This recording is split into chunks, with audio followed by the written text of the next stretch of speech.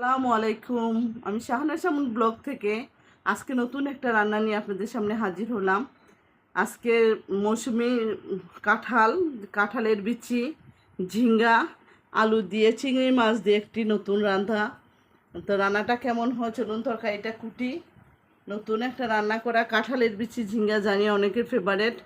আর রান্নাটা আমি দিচ্ছি, দেখেন কীরকম হয়। চলুন আমরা কাটি সবজিগুলা।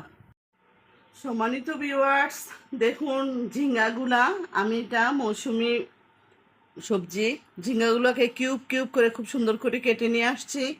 পাশাপাশি কাঁঠালের বিচিগুলাকে চিকন চিকন করে ফালতা করছি এবং আলু আর চিংড়ি মাছ সম্পূর্ণ সবজি এবং মাছগুলো কেটে পরিষ্কার করে নিয়ে আসছি। এখন চলুন চুলাতে যাই। সম্মানিত ভিউয়ার্স, একটা কড়াই বসিয়ে দিলাম চুলাতে। দেখুন আমার কড়াইটা গরম হয়ে গেছে। এখন এটা আমি পরিমাণ মতো এখানে তেল দিয়ে দিচ্ছি।